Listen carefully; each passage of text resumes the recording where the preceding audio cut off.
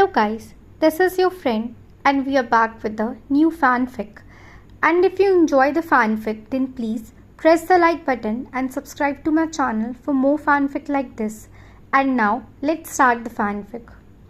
What if Naruto survived despair and changed the hearts of Ino, Hinata, Temari and Anko? Chapter 1. It was a clear night in Konohagakure, the shinobi village in service to the Land of Fire, one of the 5 major elemental nations ruling the large continent. Arguably the most powerful of the 5 great hidden villages, Konoha endured and survived attacks from the others and their allied minor villages in 3 separate large-scale conflicts called the Great Shinobi Wars. Even more impressive, they came out among the decisive victors in each of those wars. Thanks to the powerful, and somewhat eccentric, shinobi in service to the village that helped secure those victories, it was a quiet and peaceful night for citizens of Konoha without any fear of unprovoked attacks from outside forces. Despite that, members of the Uchiha police force were diligently keeping the peace with their silent patrols on the streets and rooftops. In addition, the Special Operations Force Anbu, while unseen, also watched for any danger from the shadows. All whispered conversations in the shadows and drunken mumbles from a few stragglers ceased abruptly when they all sensed a growing presence in the air. Glancing up from whatever they were doing, they noted a lone old man walking down a dirty and poorly maintained street, a good sign that he was in one of the poorer parts of Konoha. He looked as if he already had a particular destination in mind, with his wizened face set in stone and his dark eyes never wavering. 4 Anbu were easily keeping pace with the old-looking man from the rooftops, slipping between shadows silently and unseen. It wasn't because they considered this man a threat like one might think. Instead, they would give their lives to protect him from any slightest indication of danger coming from any direction. This village leader, and the powerful commander of its military, was known as Sarutobi Hiruzen, or the 3rd Hokage. His large white haori with red accents flared out at the bottom as he walked, more like glided, silently down the street toward an old and decrepit apartment building. He stopped in front of its entrance gate for a moment, and shifted the front brim of his large and iconic conical Hokage hat up to glance at the fresh graffiti covering the front of the building and its perimeter wall. He sighed despairingly as he stroked his graying pointed goatee and read over the painted text.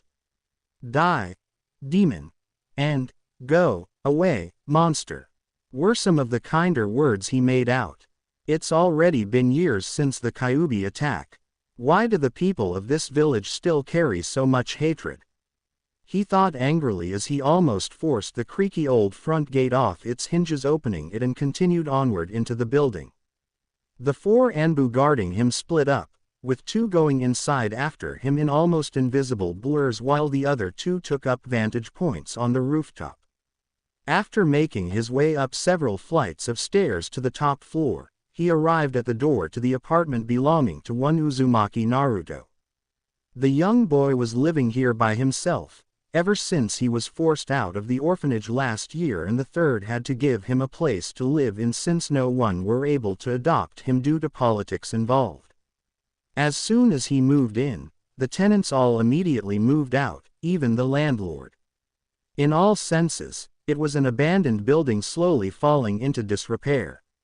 Only the occasional genin team hired by the 3rd himself to do maintenance on the building barely kept it from being unsafe to live in for the young boy. He raised his hand to knock on the door, having come here to check in on Naruto and hand him an envelope holding this month's allowance.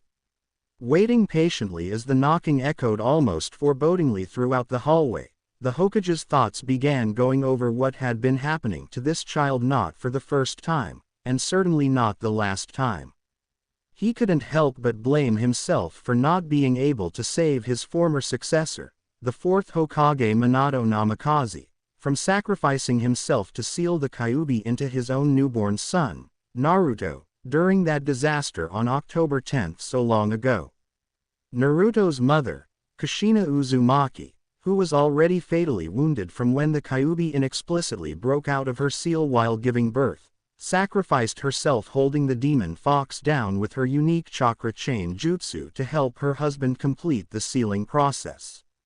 If only Hiruzen had managed to get there before the fourth Shiki Fuijin sealing ritual took place, he would have gladly taken Minato's place in the Shinigami's stomach.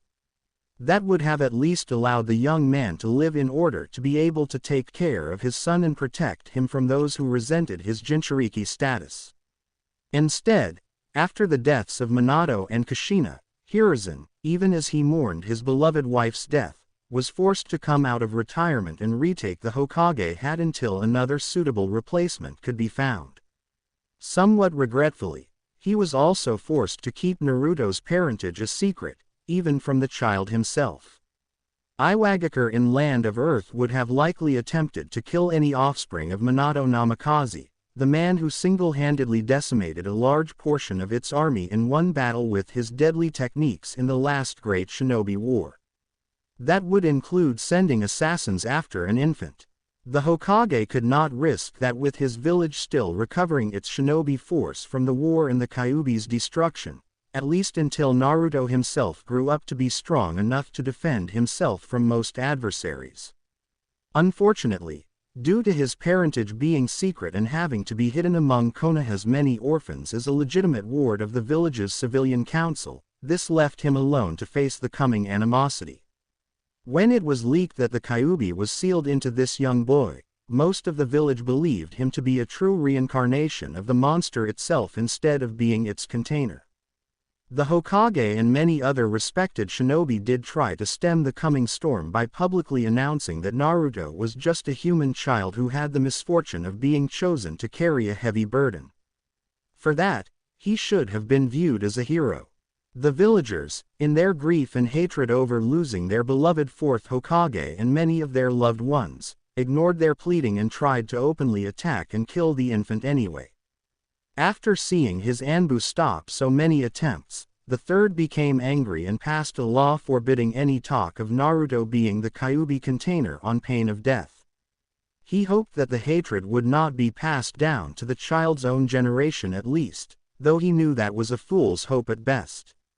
In the years since the attack, quite a few shinobi, like the Yamanaka clan head and the famous Hitaki Kakashi of the Sharingan, found themselves blocked in every attempt to take Naruto in thanks to the village council making it a mission to put up impassable red tapes in order to keep the child isolated as much as possible. Blinded by their hatred toward the Kyuubi, the civilian council refused to believe the child could not be the demon fox and kept finding ways to discreetly have their ward die early without intervention from the Hokage. They began by denying him even the basic necessaries of life by often having him kicked out of stores and restaurants and overcharging him for anything, even expired food. It was only luck that there were no attempts to attack Naruto outright due to the Anbu standing guard around him in the shadows almost all the time. The old man had to allow a small smile as he remembered how his most powerful, and rather antisocial, Anbu, recently promoted to commander, was quite protective of the cute and innocent infant back then.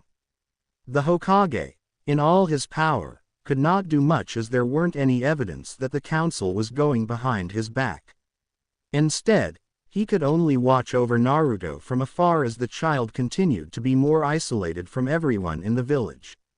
Even the children his age avoided him due to their parents warning them to stay away from him without any explanation.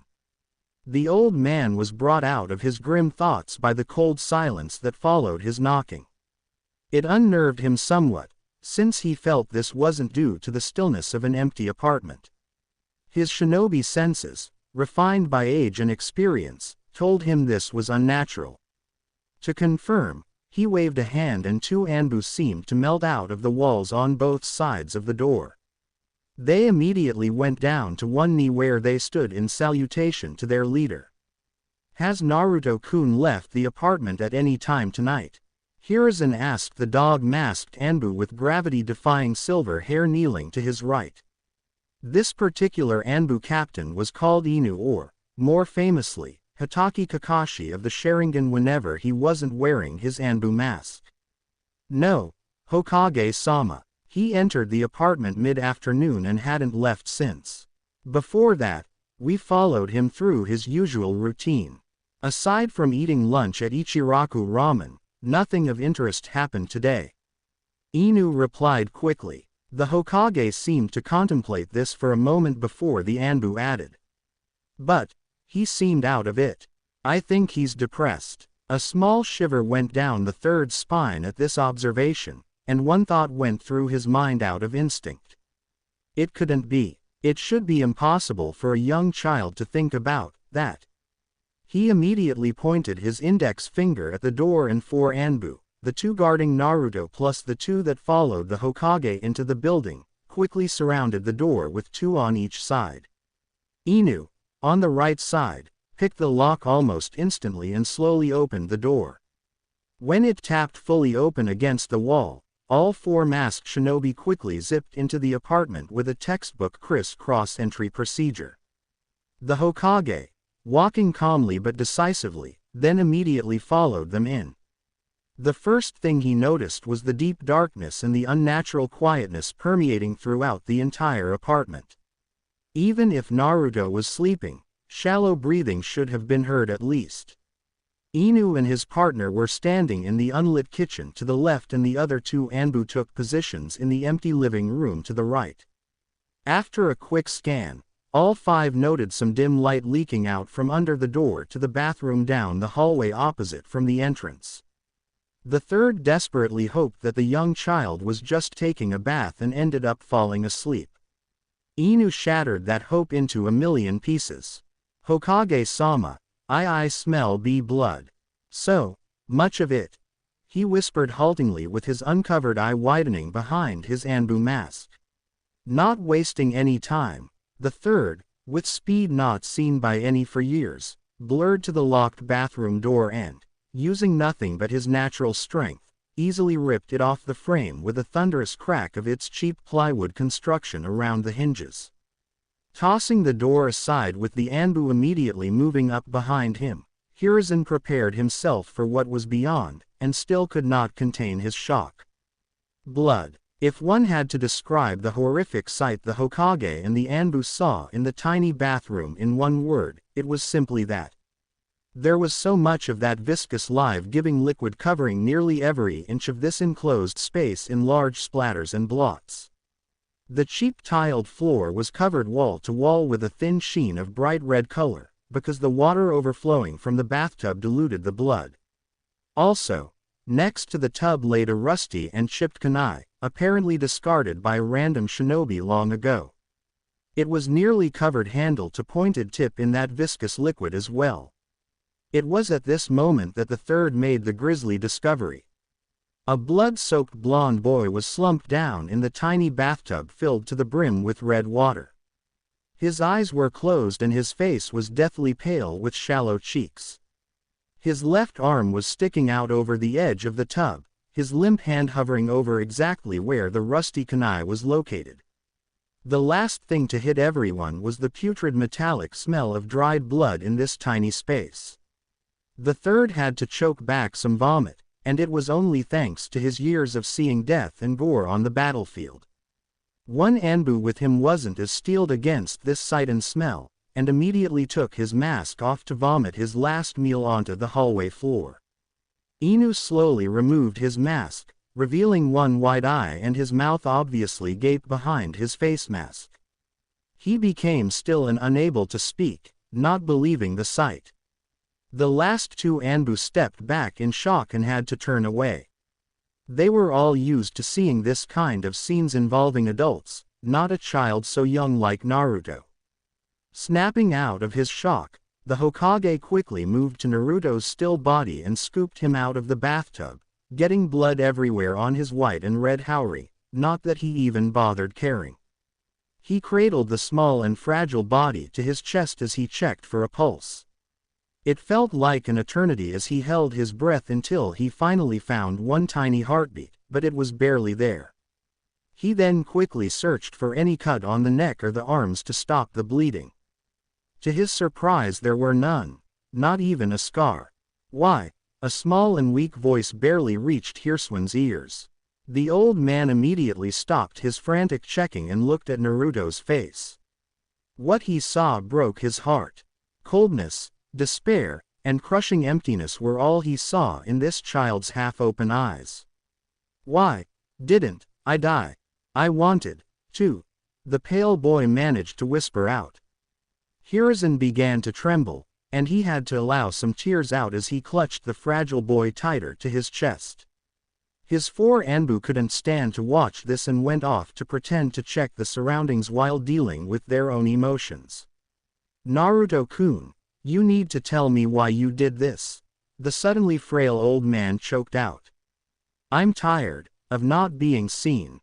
I want to exist," Naruto tiredly whispered out before breaking down sobbing softly with an anguished expression. Each rack of the boy's sobbing form was like a knife stabbing directly into Hiruzen's heart. "I see cut my wrists, F4 times. Every time I go to sleep, but I still wake up, with no C cut. It must have been the Kyuubi's chakra. How ironic, your curse, saving your life," the Hokage thought sadly as he watched Naruto slowly fade away into unconsciousness, now completely exhausted. At this point, he finally stood up, carefully wrapped up the boy with his ruined haori, and quickly carried him out of the apartment. He then made a beeline for the hospital with his best speed, and Inu was hot on his heels while the other Anbu remained behind to clean up and try to get over what they just saw. Next day at the hospital, the Hokage marched into the front lobby of the hospital with a tall Junin by his side, both carrying grim expressions on their faces. This new man wore a regular Konoha Junin outfit, with a heavy green long-sleeved shirt and a loose red cloth vest layered over the flak vest being the only variations. The Hittite was displayed on his forehead with clear pride, and he had his long dirty blonde hair tied into a high ponytail. His pale blue pupilless eyes displayed determination, but also some worry. The receptionist gasped and stood to greet them with a nervous expression. A stern hand gesture from the third implied no greeting was necessary as the two men walked past the stunned woman to the stairwell. Upon arriving at the correct floor, they continued briskly to Naruto's room that was currently under heavy watch with two guards at the door and an Anbu hidden in the ceiling inside the room. The Hokage immediately dismissed the guards with a gesture. As they entered the room, he then waved his hand to allow the Anbu to appear from the ceiling. It turned out to be Inu. Glancing at each other briefly, all three men then had a quick look at Naruto in his hospital bed. He still looked pale and unconscious. A small and pained intake of breath from the new man was the only sound anyone made. While the blonde Junin stood still staring almost despairingly at the patient, Inu and the Hokage immediately set to putting up several security seals around the room. After a moment of tense silence, the Hokage finally spoke up. "Yamanaka Inoichi, what happens here never gets past these four walls.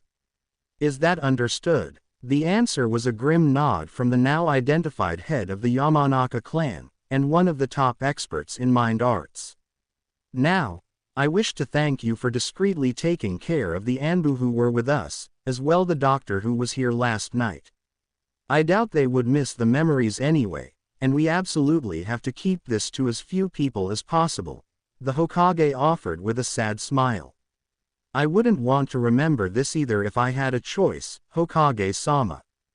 To think this child is the same age as my daughter." Inoichi trailed off as he stared sadly at the feeble blonde boy sleeping peacefully in the bed. This was the child he and his wife wanted to adopt since birth. He felt red-hot anger flare up inside against this village's civilians for impeding them so much, and had to work to remain calm. The third nodded before turning toward Inu. "Inu, would you like to have your memory from last night altered?" The Anbu slowly took his dog mask off to reveal a man with one lazy-looking eye. The other was covered by a small black eye patch designed to fit inside his Anbu mask. A dark blue spandex face mask covered the bottom half of his face all the way up to his nose. Hitaki Kakashi shook his head in response. "No, I need to remember this, Hokage-sama. It'll encourage me to make sure he's better protected from now on," he replied in an unusually serious tone for anyone that knew him personally. The third nodded again with a sad smile before turning back to Inoichi. "Inoichi-san, as we have discussed before, I would like for you to go into Naruto-kun's mind and completely remove any trance of the past 48 hours from his memories. Then go back to the time he just left the orphanage and work from there to the present, altering some events he encountered in subtle ways that may help him feel a little better about himself. Even random acts of kindness from non-existent strangers will help. As for why he ended up here, an accident involving him hitting his head should work and explain the foggy memories he may have after this. If you wish to object about any ethical issue with this, now is the time to do it, and I will note it in the report that I'm making for Hokage's eyes only." Inoichi shook his head. How could he object to this? No child should ever have to think about committing suicide. He then walked over to Naruto's bedside and pulled up a chair so he could sit comfortably as he dived into the boy's mind. Upon reaching up to the boy's forehead with his hand, the Hokage decided to give the clan head a warning. "Be careful. Only Minato-kun knew exactly how the Kyuubi's seal works, and you may encounter the beast in there. If you do, give it a wide berth and try your best to fix the memories. It should not be able to harm you, but it may attempt to speak to you. Be wary of it." Inoichi only hesitated for half a second before touching his hand to the boy's forehead. The closing of his eyes and slight slumping of his shoulders were the only signs he had successfully entered Naruto's mind. The Hokage sighed as he sat in another chair. "I hope this works," he mumbled as he and Kakashi watched over the two blondes. 2 hours later, Inoichi blinked awake as he removed his hand from Naruto's forehead. The Hokage and Kakashi looked up at this movement, and they were surprised to see the blonde Junin shoot up out of his seat with his body trembling from unbridled rage. "How dare they?" he growled out quietly before exploding. "Those bastards! How dare they?" he roared before slamming a fist on a nearby wall, cracking it a little. Afterward, he had to work to regain control and managed to calm down a little. The Hokage and Kakashi were stunned to see the normally calm clan head fly off the handle like this. They decided to give the blonde a minute to calm down more. "Did you see anything notable?" Hiruzen finally inquired after an eternity of tense silence. "Nothing. Absolutely nothing, Hokage-sama," Inoichi bit out. This odd statement confused the other men. "That's the thing. This young child was never attacked. The worst they ever did physically were selling him bad food and throwing him out of stores and restaurants. Apparently they didn't see the point of directly harming him since it would most likely mean their death due to your law." The Hokage nodded for the blonde to continue. Inoichi let out a pain-filled sigh as he stared down at the unconscious Naruto with trembling eyes. They just acted like he didn't exist. They ignored him and cursed him anywhere he went. The only times he actually got positive attention was whenever he saw you or ate ramen with a middle-aged man and his daughter. He has been dealing with that ever since the first memory he could remember. I wonder which is worse, physical harm or having your entire existence cursed and denied anywhere you went. The Hokage's expression slowly became grim as he began to understand what the clan head was getting at. Kakashi was now glaring intensely at a particular spot on a wall. After a moment of silence, the third finally spoke up. "Do you think you did enough alternations that his mental state might be improved after this?" "It's hard to say, but in my study of his mind, he was so desperate for attention that a single encounter with a kind stranger boosted his belief in his existence exponentially. I created and scattered several encounters like that throughout the past year and altered some of the negative events he encountered to have somewhat better outcomes. I even put myself in one of the new memories so he would feel comfortable talking to me if he sees me again around this village. I will likely introduce my daughter to him to be friends at that point. The civilians will object to seeing these two together," the third stated calmly. They all can go to hell for all I care. Inoichi snarled in response, before taking a breath to continue calmly. My wife and I have allowed ourselves to be pushed around by them and their red tapes whenever we tried to adopt young Naruto. We've dealt with it long enough, and if we cannot go that route, then we will involve ourselves in his life another way. It's not like they can legitimately order Inohime to not be friends with him. The Hokage nodded in response. I couldn't agree more. I will support you and whoever goes this route fully. Did you do anything more in his mind? I couldn't because I'm sure he'd notice. I believe when he wakes up, he should be in a better mood. Even then, I still hope he will become friends with my daughter and the others. That will go a long way toward validating his belief in his existence. Inoichi spoke in an analytical tone. Very good. What about the Kyuubi? Did you encounter it? No, Hokage-sama. I easily felt its presence in the mindscape, but Naruto's memories were located far away from the Kyuubi, so I was able to work unimpeded. Inoichi replied with apparent relief. Good. The fourth did an excellent job with the seal then. Now, I need you two to understand why none of this leaves the room. The Hokage began with a firm gaze at the two men before continuing. If news of this got back to those who are still angry about the Kyuubi, they will believe whatever they were doing was working and will intensify their efforts, making this worse and isolating him even more. I do not want to see a repeat of what I've seen the night before. Naruto-kun and suicide should not exist together in the same sentence. I know you believe this as well. The other two men nodded in firm agreement. The third sighed before putting his hand up in a half-ram seal and whispering, Kai, to release the security seals in the room. Inoichi slowly rubbed his palm on the young blonde boy's forehead with a sad expression before it changed to one of full-on determination. He then excused himself to leave. Kakashi, sensing that Naruto was coming out of his sleep, decided to put his dog mask back on and returned to his hidden position on the ceiling. Hiruzen calmly straightened out his Hokage outfit a little bit before taking a seat next to the bed. It wasn't long before the young blonde began to stir and yawn, as if he was waking up from a long and fulfilling night of sleep. The other two occupants of this room immediately noticed the changes in the little boy's cerulean blue eyes. They weren't as empty or soulless as before.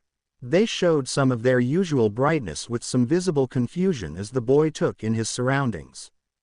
Hokage Gigi, Naruto muttered in surprise as he saw the third and then surveyed the hospital room with a confused pout. What am I doing here? Did something happen? Sarutobi Hiruzen, the third Hokage known as the famed God of Shinobi, and the professor, was suddenly stumped and silently cursed his stupidity at forgetting to ask Inoichi for details regarding the supposed accident that had the boy land in the hospital. He heard the tiniest bit of snickering and glanced menacingly in the direction of the hidden Kakashi. The corners of his lips barely twitched upward when he heard a gulp. He still got it. Naruto-kun, I'm glad you're okay, and you're in the hospital. I was told you were admitted here unconscious after you hit your head. What was the last thing that you remember? He tried to fish the fake event out without suspicion. He saw Kakashi shrug and did a so-so gesture with his hand out the corner of his eyes. He frowned in slight offense. Maybe he should make the one-eyed Anbu a sensei for 3 brats as punishment. While the old man was contemplating unfair punishments, young Naruto was concentrating to remember what happened. I was walking through the park and I saw a girl trying to climb a tree. Naruto muttered as he continued to work through the fogginess in his head. All I could remember about her was that she had long brown hair. I didn't even see her face. I was watching her and she suddenly screamed and slipped off. I ran toward her and tried to save her. I guess I hit my head when I jumped under her because that was the last thing I remember. The Hokage nodded empathically while inside he was considering giving Inoichi more pay for this. A brown-haired girl in this village. Needle in a haystack. Still, he'd make sure the boy wouldn't needlessly look for the girl. That's right, Naruto-kun. That child and her father brought you in asking for you to be admitted. That was 2 days ago and you have been sleeping since then. That was a rather nasty lump you had on your head. The Hokage continued to spin off the event. He saw Naruto brighten up considerably at this act of kindness, which made his heart clench painfully. Just how deep was his need to be acknowledged? Is she still around?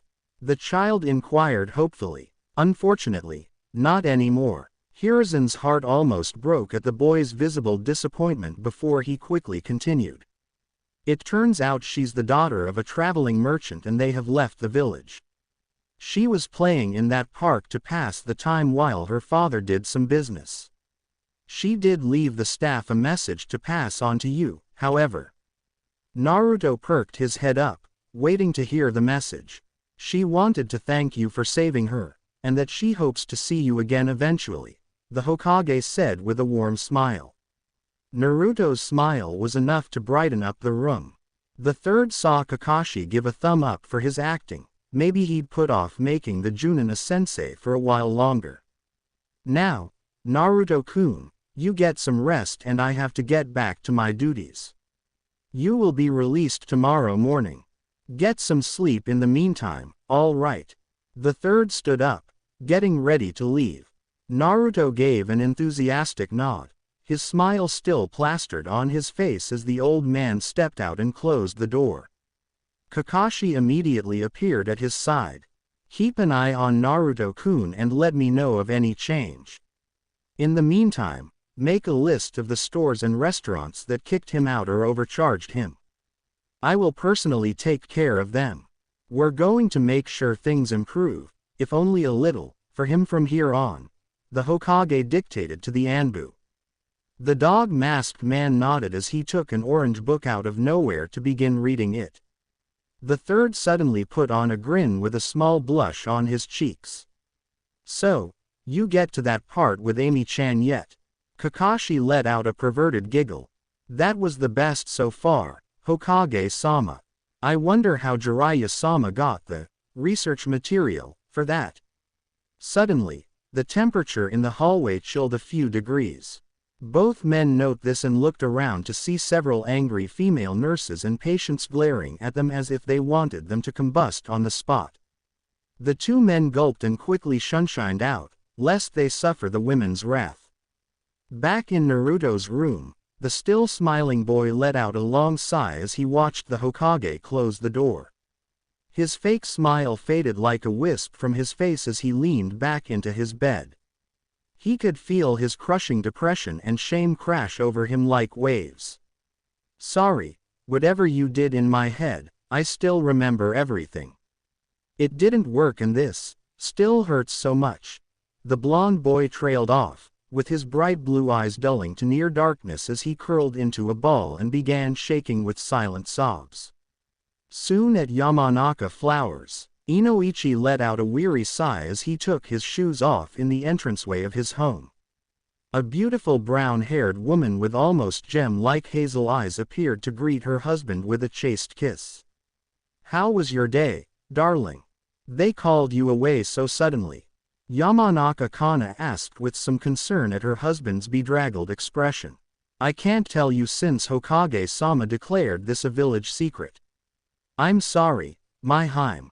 Kana nodded in understanding, knowing this was quite serious. Inoichi's expression then turned determined.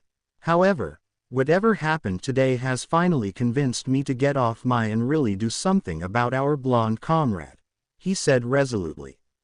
Since there were so few blondes in this village with many coming from their clan, Kana and Inoichi took to calling Uzumaki Naruto their blonde comrade. It was one of their favorite inside jokes. Kana was surprised to hear this and frowned. She was sharp enough to know this secret had something to do with Naruto if Inoichi just brought him up out of the blue, and that it was bad enough to shake her usually composed husband up. She was coming to many conclusions, all of which she didn't like at all. How? The morons running that orphan's office have blocked us at every avenue whenever we tried to adopt him. If only Hokage-sama would just use his power to force it through. You know as well I do that if he did that, then his political enemies will use this to go to the fire daimyo and raise a stink. The Hokage may be in charge of the village, but the daimyo still carry more power than him. He's also a civilian and will likely side with those bastards if they present a convincing argument. All this will result in his Hokage-sama losing political credibility and power. As much as I want to do something for young Naruto, we can't risk this with that old war hawk Danzo chomping at every bit. Politics. Kana spat out quietly with a nasty scowl, irritated enough to curse. Inoichi smiled and put his hands on her shoulders to kiss her forehead, getting a pleased hum out of her. All we can do is bide our time and wait for the opportune moment. Shikaku and Shuza definitely do not like this either, and neither does most of the other clan heads, too, he muttered before smirking ferally. Which is why when the moment comes, and it will, we'll attack ferociously. Danzo and the others will not be able to do anything, and they'll be lame ducks before long. Kana grinned devilishly and hugged her darling tightly around his waist. You know that kind of talk is a big turn on for me, she murmured lowly before kissing him softly. In the meantime, the adoption route isn't working. We'll have to go another way, the blonde man declared as he moved out of the embrace and stepped into the living room. What are you thinking? The brunette asked softly at his side and saw that he was gazing lovingly at the living room's large bay window overlooking the street in front of their ground floor flower shop. Sitting on its cushioned surface was an adorable young girl with shoulder-length pale blonde hair staring out at a lone cloud high in the clear blue sky. She was swaying her head gently side to side and humming a nonsensical but happy-sounding tune. Friendship, Inoichi declared quietly with a prideful expression he reserved only for their beloved daughter. Kana grinned even more devilishly than just a moment ago as she hugged her darling's right arm tightly to her ample chest. That brain of yours is why I married you, my darling, she whispered into his ear seductively. Her husband grinned roguishly down at her, making her shiver with excitement. Only that, my beautiful Haim. I suppose your devastatingly handsome looks and wonderful personality are nice bonuses too. They chuckled, getting one young Yamanaka Ino to stop her humming and turn her head to find her parents standing in the living room's doorway staring and smiling at each other in a way that usually resulted in her having to leave the room for some reason. The cute blonde girl frowned briefly at the couple for interrupting her super awesome fun, singing time with their adult things, and turned back to follow the lone cloud with her striking pale blue eyes. She began humming again with a bright grin. She never bothered to notice her parents sneaking away for a small dose of their own fun. Land of Wind. At around the same time in Sunagaku, the shinobi village protecting Land of Wind, 8-year-old Sabaku no Temari was walking down a street with her family. She had dirty blonde hair done up in 4 separate ponytails, giving her a unique hairstyle easily recognizable by many. She wore a simple but expensive-looking dark blue kimono that brought out her teal eyes, and she was carrying a small ornate fan in the sash. It was a memento of her deceased mother. Sabaku no Karura passed away after giving birth to her youngest brother, Gaara. Temari still never forgave her father along with the 2 elders of the village council for the circumstances that led to her beloved mother's death. On her left was her 7-year-old brother, Konkuro. He had brown hair, wore a simple t-shirt and cargo shorts, and he had a nice face. He would have an easy time getting women to notice him in the future if she didn't have to wonder about his growing obsession with creepy puppets and makeups. On her right was her brownish-red-haired father, the Yondaime Kazekage of this village in his full Kazekage robes. Despite his somewhat short stature, there was no denying the power that radiated from him. His ability to draw out and control gold dust from anywhere in the environment around him was the only reason the village hadn't gone bankrupt in the years since its massive losses in the Second Great War.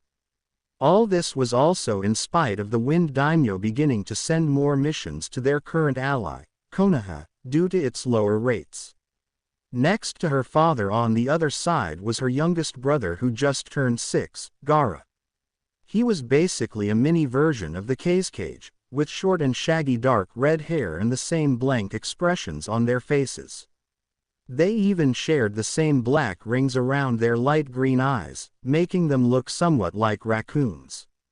He wore a simple black full-body suit with a white tunic draped over his right shoulder and wrapped around his waist. He also carried a small gourd, full of his near-sentient sand, on his back. Everyone on the street gave the family a wide berth. Temari knew it wasn't out of respect for the family, who were basically royalty in this village. It was because they feared Gaara due to the fact that he was the host of the Ikibi, or one-tailed beast, named Shukaku. At the urgings of the elders and the council, the Cage tried to increase the quality of the village's shinobi force to attract more business from the Wind Lord by sealing the Ikibi into Gaara still in his mother's womb.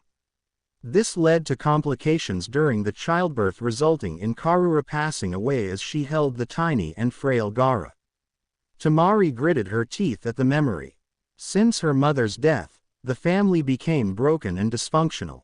Temari and Konkuro barely managed a tiny semblance of a sibling relationship while living in constant fear of their youngest brother's occasional psychotic episodes. Their father became cold and distant, deciding to focus all of his attention on the village instead of his children.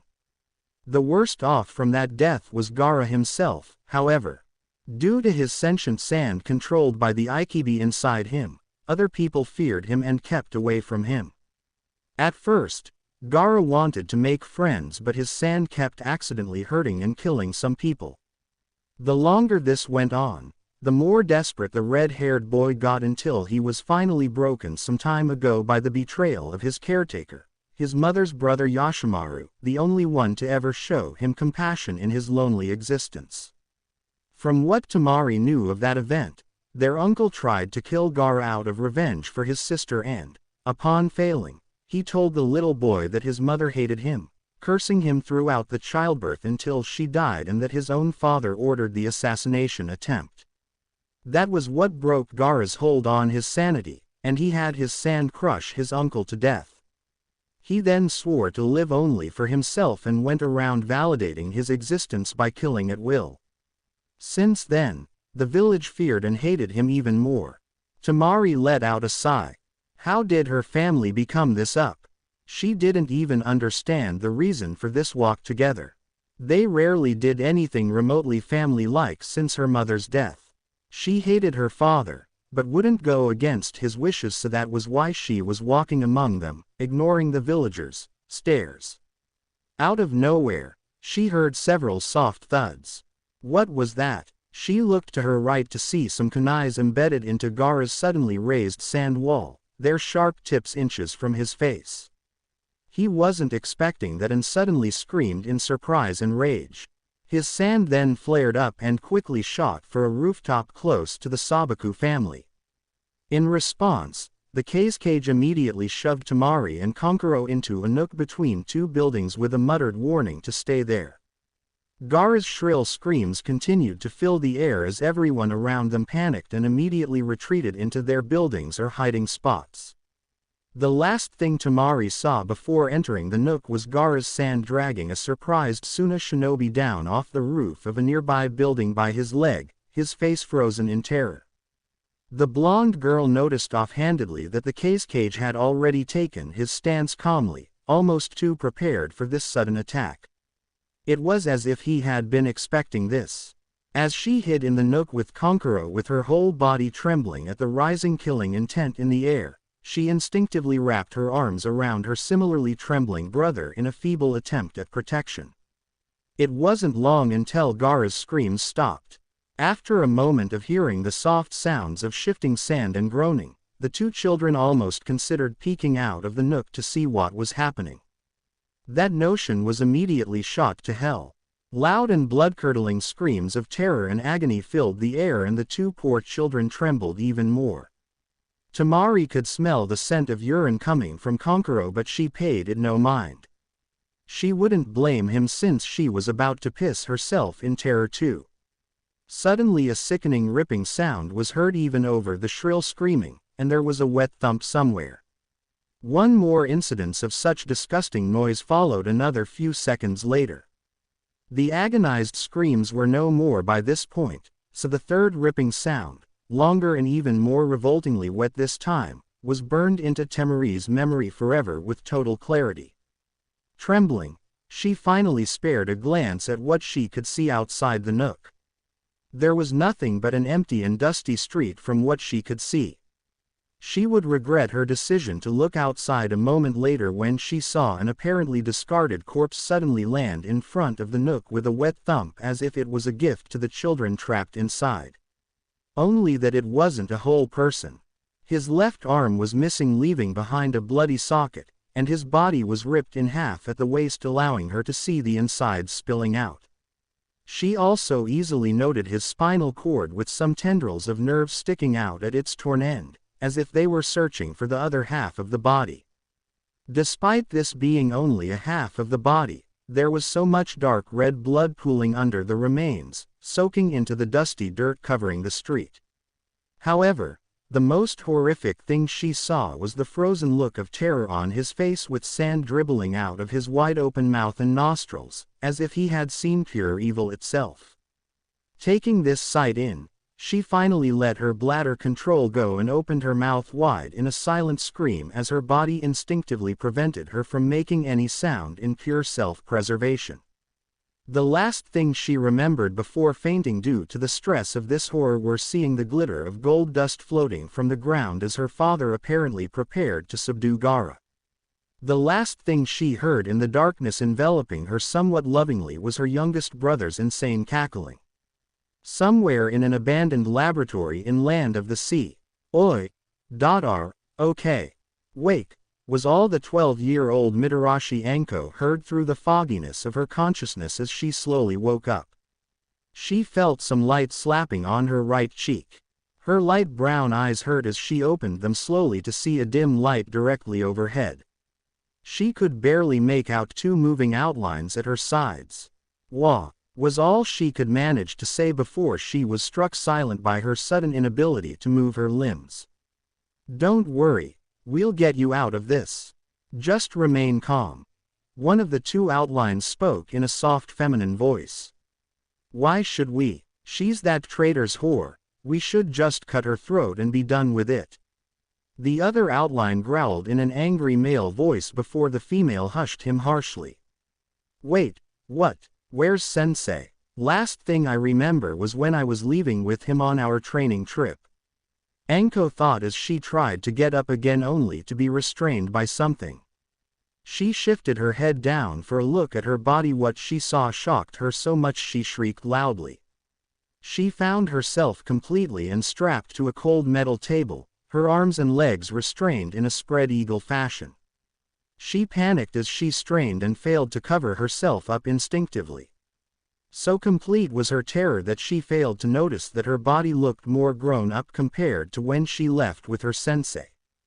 "Get her something to cover up now," the female outline hissed at her male counterpart. "Why should a traitor care about her mod?" was all the man retorted before the female struck him hard on his masked face. It was a thunderous crack echoing through the large room, and it actually made Anko pause briefly in her struggling. "That was an order. Is that understood?" The female's whisper was low and deadly. Obviously the male outline responded with a nod, since the woman continued even when Anko didn't hear any vocal reply. "After you find something for her, do not say a single word for the rest of this mission, or I will have you up on insubordination." The female ground out through gritted teeth over the young girl's continued whimpering. The stunned male silently bowed and left Anko's line of sight. The young girl continued to whimper and struggle at the restraints even as the female-voiced outline tried to shush her gently while working to free her. After a long minute of struggling, Anko was finally freed of her restraints. She then immediately curled up into a fetal ball and began to sob loudly, with the female outline trying to soothe her with a gentle hand on her back. At this point, the male returned with an old discarded blanket found somewhere else in the lab. He then quickly left the immediate area to stand guard while his female squad leader spoke to the young girl.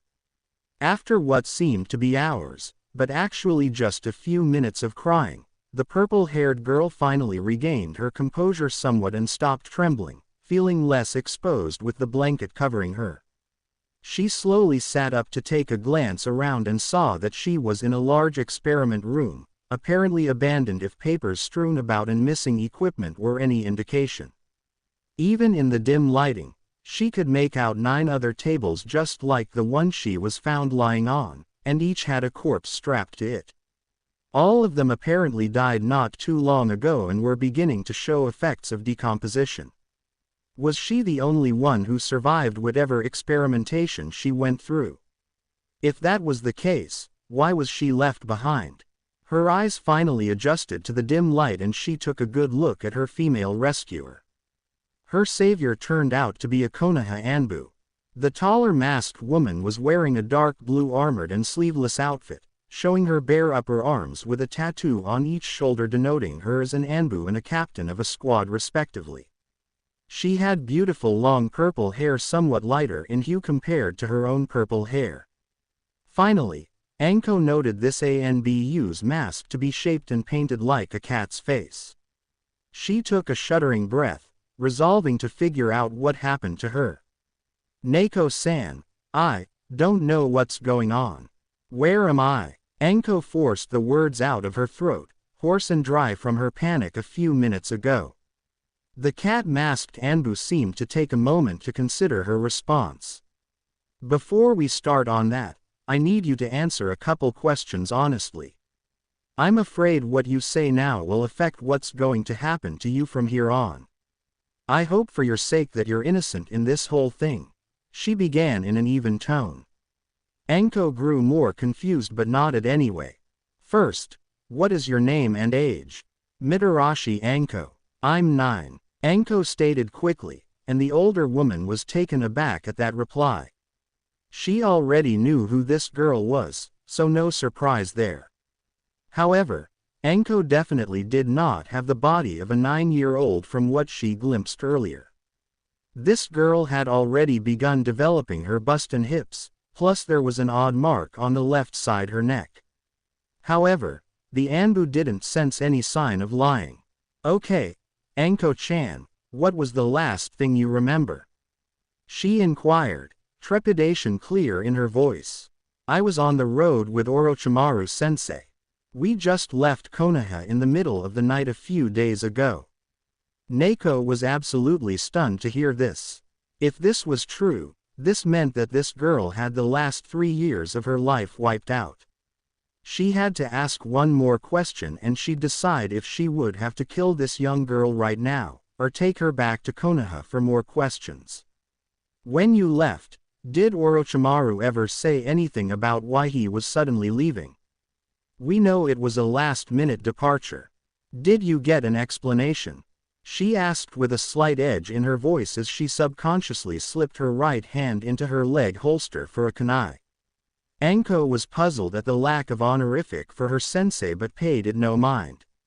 Sensei said that he was taking me with him on a long-term training trip and told me we were leaving at that time because he just felt like it. It was typical of him, so I didn't think much of it. Why do you ask? Did something happen to Sensei? Has he been captured and experimented on too? Sensing no malice from Anko as she heard genuine concern in these rapid questions, the Anbu let out a silent sigh of relief and moved her hand away from the kunai to put it on one of the young girl's hands. Anko-chan, I'm sorry, but there's no easy way to say this and I'm just going to let it all out now. You'll learn more about this while we escort you back to Konoha.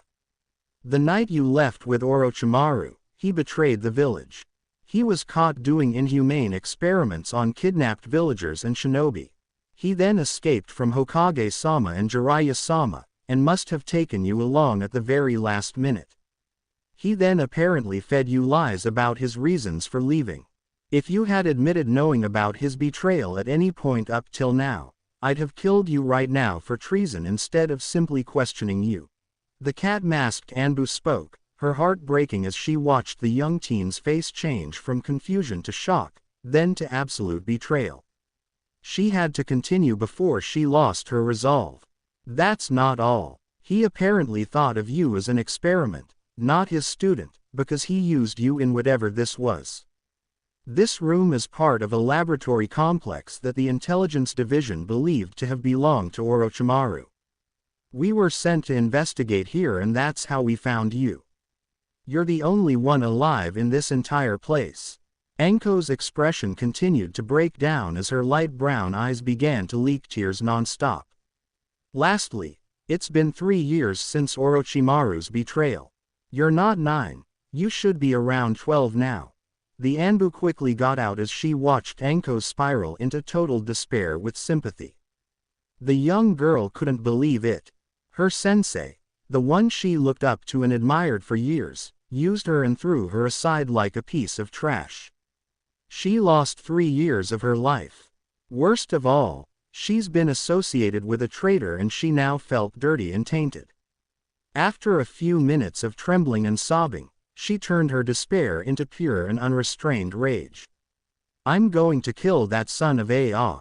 She suddenly cried out at the top of her lung, unable to bear the pain of what felt like red-hot fire growing throughout her body as she clutched futilely at the strange mark on her neck.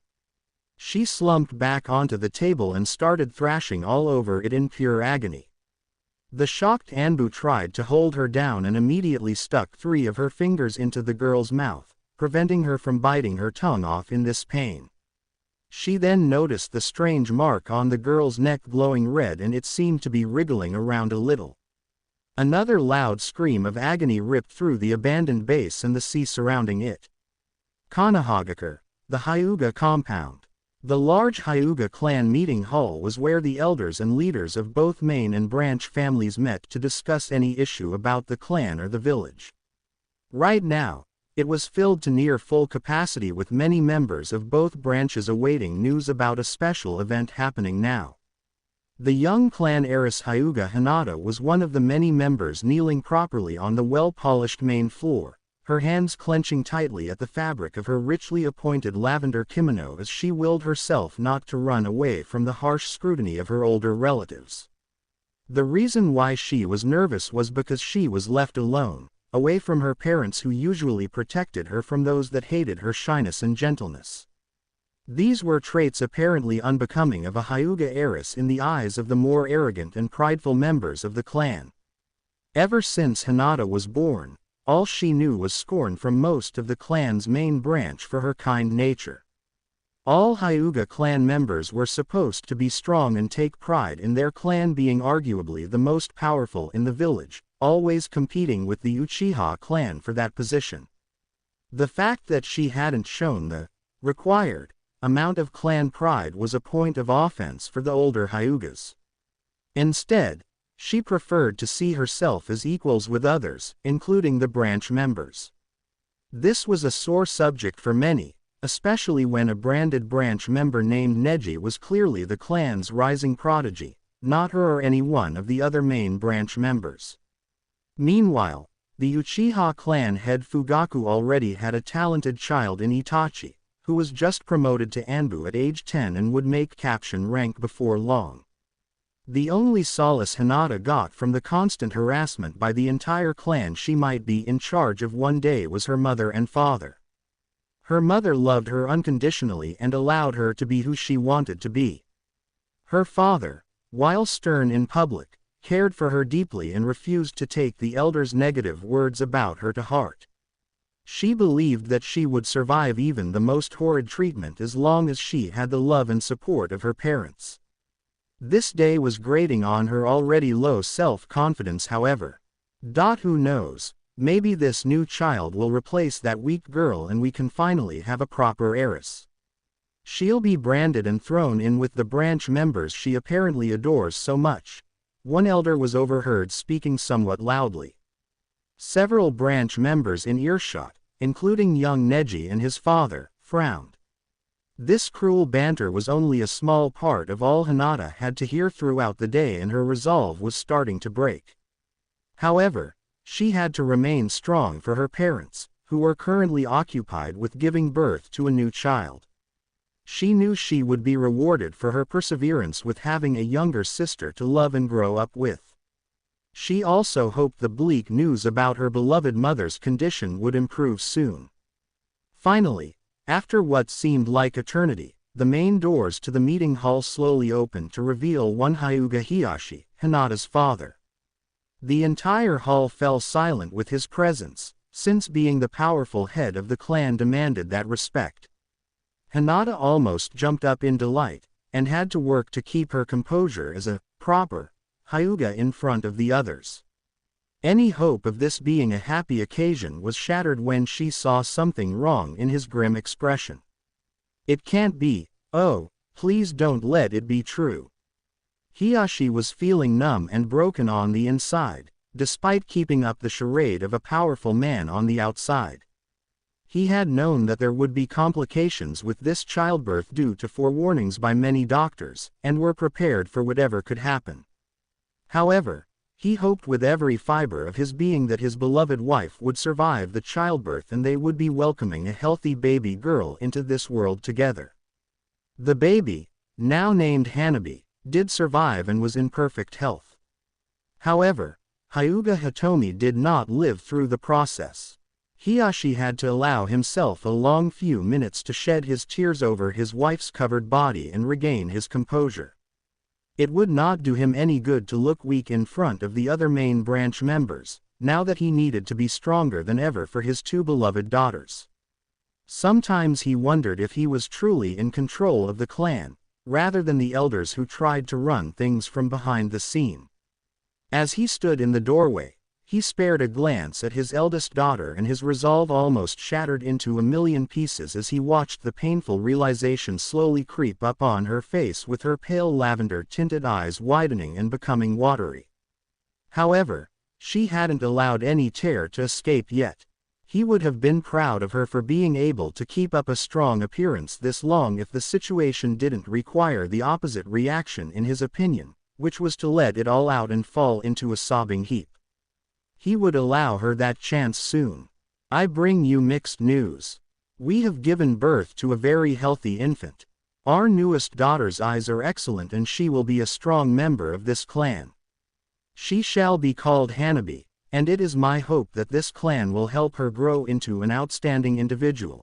The clan head spoke with a hint of fatherly pride, but there was no happiness in his voice. No one in the room had said anything or moved to congratulate him. They were obviously sensing there was more to this. He continued. However, due to complications during childbirth, my wife Hyuga Hitomi passed away peacefully in her sleep just after she had enough time to hold Hanabi in her arms and name her. The room remained deathly silent. Only one sound could be heard, and it was coming from Hinata. She was slowly grinding her teeth with trembling eyes, and her hands were now clutching desperately at the fabric of her kimono as she was trying to keep her composure for a while longer. With this sad news, there will be no celebration, and I wish to retire with my daughters to our house to grieve in privacy for the rest of the day. Hiyashi finished with a tone that left no room for objections. He gestured for Hinata to rise from her kneeling position and allowed her to walk past him as he closed the doors. The entire room then broke into whispers. My daughter, you may go ahead. I will retrieve your new sister and join you soon. Hiyashi spoke with as much affection he could spare in his tone. Hinata did not object as they split up, and she quickly picked up her pace toward their house. Hiyashi arrived a few minutes later with a tiny bundle in his arms to hear loud sobs and wails filling the house's common area. After a brief second of searching, he found his eldest daughter kneeling on the floor by the living room table. Her head was buried in her arms, resting on top of it as she continued to cry loudly, her tears wetting her kimono that became loose and disheveled from apparently running the rest of the way here. As if sensing the mood, the little bundle in Hiyashi's arms named Hanabi began to wail loudly too. Sighing painfully, the father of two could do nothing but take his seat by Hinata with a soothing hand on her back as he allowed a few tears to run down his cheeks as well. Uzumaki Naruto, 8 years old, was taking a leisurely walk through the quiet walkways of the clans district, admiring the beautiful full moon in all its glory on this night. He was heading home to his crappy apartment from the Nara compound, the residence of one of his close friends, Nara Shikamaru. He had been invited over for dinner with the Naras and to play several shogi matches afterward with the pineapple-haired young heir. The blonde found it hilarious to see his incredibly lazy friend, a bona fide genius, be both fascinated and frustrated by his unconventional tactics, even though he ended up losing each match anyway. He considered it a victory on his part if he forced the pineapple-haired lazy to take his famous thinking pose, in which he sat still with eyes closed and his hands together in an odd gesture, during the match. Smiling fondly at the memory of Shikamaru, Naruto wondered how he managed to turn his life around quickly and made friends so soon after that fateful night. Despite Inoichi's best efforts, he still remembered everything, every drop of spraying blood, the sound of his wrist tearing open with the jagged blade of the rusty and discarded kunai he found in an alley, and his surrogate grandfather crying over his bloodied body. He had no idea how, but he knew as soon as he woke up that the memories planted in his head were fakes and the real ones remained.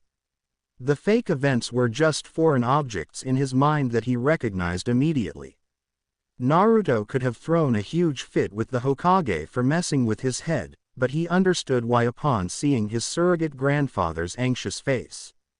The third simply wanted the young boy to be well and happier. He then did a better acting job than the Hokage ever did to assuage the old man's fears about his mental state.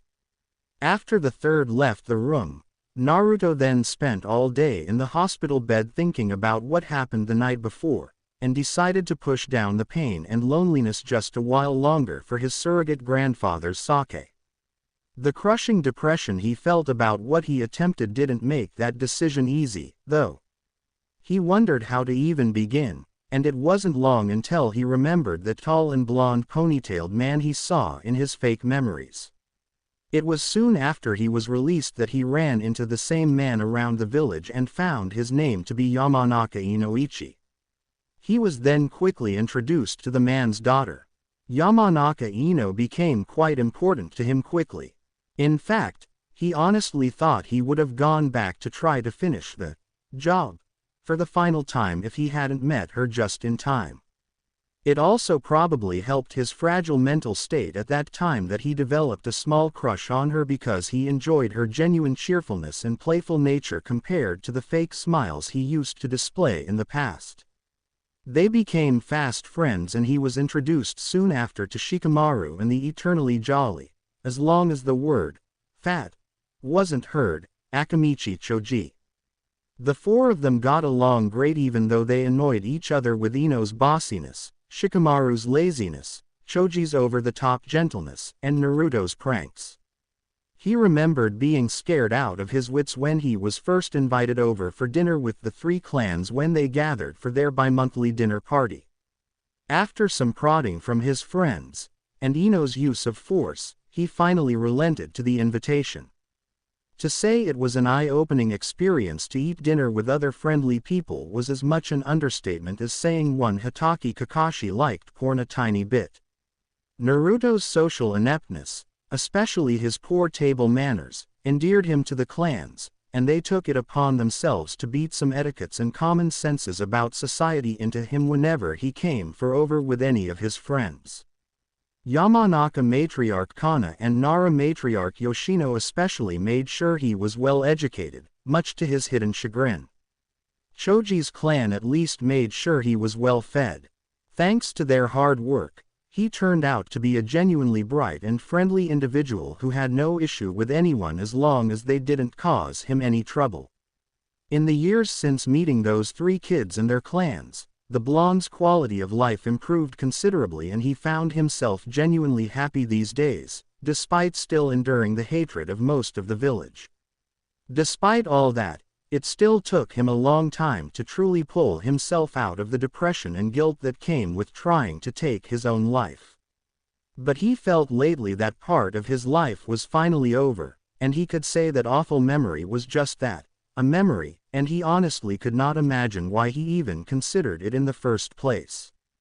To think, all it took was a curious girl declaring, "Let's play," to pull him from the very edge of the abyss. Pulling himself out of his thoughts, Naruto noticed he was near the Hyuga compound and gulped loudly. He never liked the entrance guard's white pupil-less eyes following his every movement as he walked past, stony expressions seemingly forever chiseled onto their faces. He wondered if the cute girl he met earlier in the year lived inside this compound. 3 months ago, Naruto grunted loudly as he found himself tackled to the dusty ground of the neighborhood playground by an overenthusiastic Ino as she made to tag him. "Ow, take it easy on me, Ino-chan. Where in the rules did it say it was okay for you to tackle someone in the middle of a simple game of tag?" he yelled from under his friend's weight. Ino smirked as she stood and smoothed over her shoulder-length platinum blonde hair to make it less disheveled. She was wearing a purple t-shirt with white capris. Where in the rules did it say it wasn't allowed? She shot back impishly as she lightly dusted herself off. Naruto had no retort for that and resorted to annoyed murmurings about new rule forbidding Ino-chan from ever playing. His fellow blonde just giggled cutely before she noticed the time, and it was getting late. "Naruto, I have to get home to help mommy out. You gonna be okay?" She got a bright smile and a nod from the blonde prankster, and then left after a quick hug goodbye. When she disappeared, Naruto let out a sigh with a small blush as he remained unable to contemplate just what the cute blonde girl was to him exactly. He knew they were friends for certain, but he also felt slightly closer to her than he was with their 2 male friends. He hoped he'd get answers one day, if they ever came. "I guess I'll go home and treat myself to some ramen cups." "Wait, that's not so bad," he exclaimed with a picture of a ramen cup in each eye and drool coming out a corner of his mouth as he realized this lucky development. Before he left the playground though, he heard scuffling in the bushes nearby. Curious, he decided to check out the disturbance and stepped carefully into the bushes. As he got closer, he heard several boys' boisterous voices and a whisper-quiet girl's frightened voice. Forcing his way through the leaves, he stumbled upon a group of 3 boys ganging up on a small and timid girl with short indigo hair. He saw that she was wearing a simple black training outfit and was quite cute, but what his eyes quickly locked onto were her beautiful white eyes tinted with a hint of lavender. They were wide and trembling with fear. All of her would-be bullies turned to the new annoyance. "What? Don't bother us and beat it, shrimp. We're just asking this prissy Hyuga why she thought her clan is superior over the rest of us." The largest of the 3 boys tried to dismiss Naruto with a lazy wave. The blonde would have none of that and he sure as hell wasn't going to take having his height be made fun of. He let out a battle cry and launched into the group, smashing a fist into the nose of the apparent leader. A few minutes later found poor Naruto bruised and winded as he laid spread eagle on the ground with the bullies, having grown bored with him and the still untouched Hyuga girl, leaving to find something better to do. The timid girl stared at the heaving form of her blonde savior in wonder for a moment, and gathered the courage to speak up. Anyo, I'm sorry you had to jump in. It's because I'm weak." The girl forced her words out in a tiny and stuttering voice Naruto had to strain to hear. After a moment of catching his breath, the boy slowly rose to his feet and dusted himself off a little bit. After another moment of tense silence, he finally spoke up. "Don't worry, strong or weak, I won't stand for seeing someone hurt if I can help it," he declared with a foxy grin and a raised fist. The girl's cheeks reddened considerably upon seeing the grin. She wanted to know more about this boy, but before she could introduce herself. "Milady, it is time to return," a deep male voice echoed throughout the forest. The girl's pale eyes widened before she reluctantly bowed and left. Naruto shrugged this off and began making his way home once again, wondering about that girl. He thought she was as cute as Ino, and seemed very nice if not a little weird. It wasn't long before he forgot about the incident thanks to the power of ramen. Present, Naruto made it past the two Hyugas guarding the main gate and was walking along one of the compound's long perimeter walls. He realized it was already almost midnight according to the bright full moon overhead. Wow, that last shogi match took longer than I expected. As he walked in silence, he heard scraping of feet on a rough surface, likely roof tiles, but it was barely there. He doubted any other human could have heard this without chakra enhancement. He learned one day that he was blessed with heightened senses compared to other people because he was always the first to sense anything long before others noticed. He just never realized this until he was finally spending time with his peers and noticed his senses weren't exactly the norm. He also discovered at the same time that his sense of smell was about as good as a normal dog's, which he made use of this moment with a breeze blowing over him from the compound. He sniffed the air deeply and caught a slight hint of lavender. Was that a fresh shampoo scent? Naruto narrowed his blue eyes as he scanned his surroundings. The scraping and scuffling sound was getting closer, likely from the other side of the wall. Deciding to follow his instincts, he pressed his back up flat against the compound wall to try to blend into the shadow it was casting from the moonlight. The scent of lavender became stronger as the scuffling got closer. Then it all fell silent. A long minute of waiting followed with thick and stuffy tension filling the night air as Naruto rapidly shifted his eyes right and left down the length of the wall on either side. Finally, he heard a light thump as a pair of feet carefully landed onto the street from the top of the wall, and it was like an explosive tag going off right next to him since he was concentrating so hard on his hearing. He held back a pained gasp and an impulse to jump in surprise as he snapped his head to his right and glimpsed a tall figure clad entirely in a black stealth outfit. His body shifted into a ready state as his eyes searched the figure and zeroed in on a small bundle in the figure's left arm.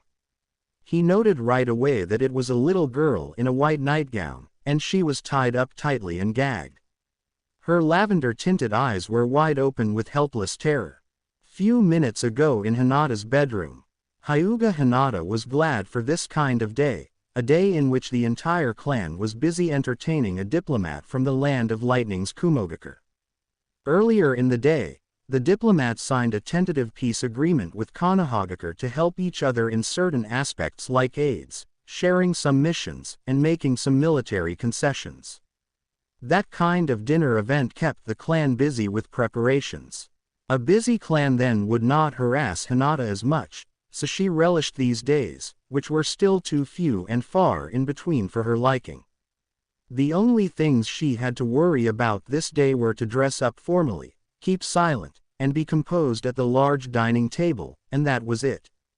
After she took her bath with Hanabi, she put her younger sister to bed before slipping into her own futon.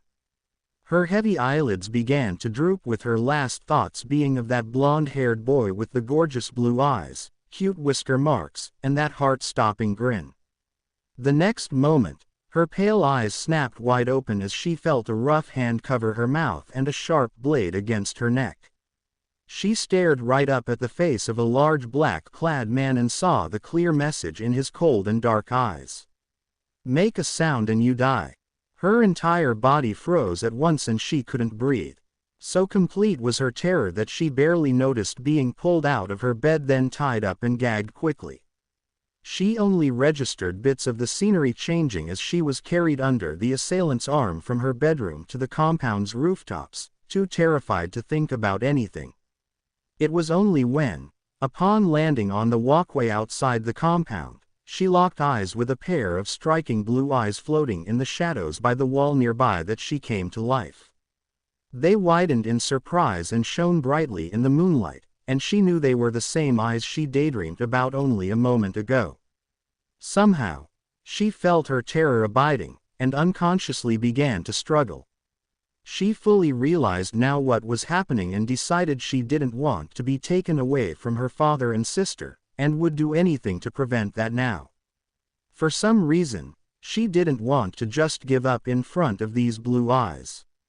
Naruto saw the girl begin to struggle after they locked eyes. He immediately recognized her as the indigo-haired girl he met 3 months ago and gritted his teeth. This was a bad situation and he knew he was no match for that black figure. He didn't smell a single trace of this man, a good sign of an experienced shinobi. He would die before he even got the first syllable out if he tried to alert someone, but he had to save that girl. Naruto would be the first out of anyone to know that if she disappeared, she would suffer greatly. Having been through so much already by now, he wasn't going to allow that to happen to someone else if he could help it. As he watched carefully from his hiding spot, he noticed the shinobi was growing frustrated with the girls struggling, and was getting quite distracted. This was his chance as he took a steady breath and reached for something he happened to glimpse lying on the ground by the wall. The black-clad man was growing irritated with the Hyuga girl struggling in his hold. Since when did she instantly grow a backbone? He gathered from observing his primary target at the dinner earlier tonight that she was a cowardly and submissive girl. He thought she was going to be the easier of the 2 Hyuga females to kidnap for his secret mission in an effort to acquire more Kekkei Genkei carriers for Kumogakure. His disguise as a diplomat was a ruse in order to study the security of the Hyuga compound up close so he could attempt the snatch after he returned to his hotel room. What would happen to the young girl and the shitstorm that had come when news of this got out, he didn't care. He was happy to serve the Raikage, and could almost taste the glory and fame that came with being the one to bring the famed Byakugan to his village. Whop! That was the last thought he had before he heard a loud fleshly smack and felt pure agony like no other, even in his long career as a shinobi, fill his entire body all at once, pain so great he almost swallowed his tongue in shock. He barely noticed that this ungodly pain originated mostly from a certain pair of balls hanging between his legs. The last thing he saw before his eyes rolled up toward the top of his head was a long piece of stick wedged tightly between his legs. Why, is it there? A young blonde boy almost had to wince in sympathy as he finished taking a full-strength swing with the long and thick stick that he found nearby into the man's completely unguarded family jewels from behind. The nin slowly sank to his knees with a strained groan as his arms instinctively reached for his prized treasure, dropping the tied-up Hyuga girl in the process. Naruto was waiting for this and caught her before she hit the ground. At that moment, they locked eyes again and he saw tears of relief and joy dribbling from the girl's beautiful eyes. He ripped the gag out of her mouth and she immediately buried her face into the boy's chest with happy cries of thanks. His cheeks warmed up at the praise and close contact. However, he had no time to think on this since the man would recover quickly. "It's all right. I'll get help for you," the blonde assured as he used some effort to carry the tied-up girl as far as he could from the man, who was still in a quivering heap. He then inhaled in all the air his considerably large lungs were able to take. "Ooh, that guy in black's touching the pretty Hyuga girl in weird places," could be heard echoing throughout the entire village of Konohagakure. In an unrelated matter, all fathers of young girls suddenly felt compelled to check in on their precious daughters at this time, just to be sure. Hinata was stunned into silence with mixed feelings about this. She was blushing at being called pretty, but she was also embarrassed by the possible misunderstandings about having been touched in weird places, whatever they were. Naruto only had to wait one whole second before he heard the thunderous crash of someone smashing through a solid wall. That was immediately followed by a man's loud and terrifying roar of pure primal rage from inside the compound walls. "Where is my daughter? I will slaughter you like an animal." The entire compound lit up at once, and Naruto had to snicker. He figured something like this would happen after years of dealing with Ino's father and his overprotective nature. Apparently, this was something only a father and a daughter shared. With his sensitive hearing, he heard thundering footsteps zeroing on this location fast. Good, he and the girl should be able to get out of this uninjured. You goddamn brat. I'll kill you. Startled, Naruto quickly turned around and instinctively pushed the tied-up girl onto the ground behind him. He only had enough time to see the man in black standing on shaking legs, with one hand clearly wrapped around his abused nuts and the other outstretched in front, before he felt a small twinge in his chest and heard a wet squelch. He then heard the girl cry out in terror from behind. Why was she screaming like that? At that moment, a tall and enraged pale-eyed man with long straight black hair leapt over the wall and landed between the two children and the surprised black-clad man. If it wasn't for the seriousness of the situation, it would have been hilarious to see a man of high nobility standing barefoot and bare-chested on the walkway in his white silk pajama pants, shredded and dirtied by his alternative to using a door just a moment ago. Not to mention his wild and disheveled hair. The new arrival growled out wrathfully as he caught sight of the kidnapper. Before the black-clad man could get a word out, the Hyuga man snarled and charged at the assailant with his Byakugan blaring. In under a second he struck multiple times with fatal precision as all chakra-enhanced strikes were aimed at the forehead, throat, lungs, kidneys, and heart. It was all over so quickly when the black-clad man fell, already dead, into a broken heap with so much dark blood pooling underneath that the moon reflected off it easily. Naruto had to admire the way that powerful man quickly dealt with the kidnapper. This man also had to be the girl's father too, from the relief clearly displayed in his eyes upon seeing the girl safe and sound, if only tied up for the moment. Though the blonde couldn't understand why they changed to extreme alarm upon shifting their gaze to him. Before he could say anything in greeting, his head instantly became light, his eyelids felt heavy, and it felt like he was falling slowly to the right. He didn't understand this. He should have been perfectly all right. Was this why the girl behind him was still crying out in anguish? He watched rather than felt as his body hit the ground in slow motion, first with his right knee, then his hip followed by the shoulder, and finally his temple tapped against the cold pavement of the walkway. He couldn't fathom why he wasn't able to move his limbs anymore now. Finally, after a moment of panicked confusion, he used all his waning strength to glance down at his twining chest and finally found the cause. A small kunai was embedded into the very center of it, almost up to the handle, courtesy of the black-clad man before his brutal death. It was this damn thing. I need to pull it out, he thought, clearly going into total shock. But no matter what he tried, he couldn't muster the strength to move even a finger. He needed to remove this bothersome thing so the girl wouldn't have to cry any longer than necessary. His eyelids drooped even lower, despite his best efforts to keep them open. He felt himself being gently turned and laid on his back. He finally took a good look at the Hyuga man that moved him. He looked like a stern and stoic man. However, at this time, he could see clear concern in the man's pale eyes with the veins bulging around them. He also could hear the man's quickened breathing, apparently trying to work on his grievous injury. He also glimpsed the tear-streaked face of the cute Hyuga girl he just saved standing behind the man, apparently freed from her bindings now.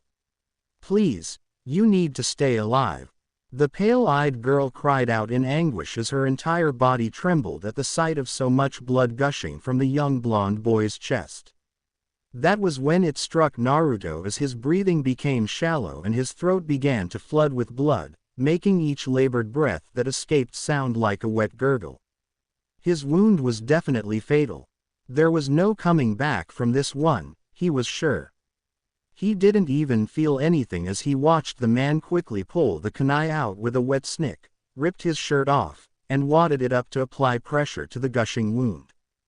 The man then shouted something unintelligible at some far-off location, apparently addressing other people that must have arrived recently. Naruto's last sight was the heart-wrenching vision of the indigo-haired girl's tear-streaked and grief-stricken face, still desperately imploring for him to stay alive with her beautiful lavender-tinted eyes. His last thought came before total blackness took him. Damn it, I'm not coming back from this one, and this time I don't want to go. Talk about irony. I wanted to be able to grow up and protect my friends, but I guess I won't be able to do that now. At least I saved that cute girl. That was better than most people could do. Hinata and Hiashi, get any of our physicians here now, and make haste. I want this child kept alive.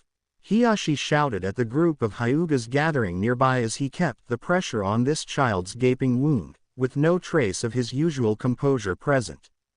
Some of them obeyed and left in search of an available medic inside the compound. The others were reluctant. Hiashi-sama, we shouldn't treat him. Don't you know who he is? We can finally get rid of this brat. An older Hyuga man was cut off as he choked under Hiyashi's impressive killing intent directed toward him. Finish that word and I will gladly have Hokage-sama execute you for breaking the law. This brat saved my daughter from being kidnapped and most likely a fate worse than death at the risk of his life. I owe it to him to keep him alive.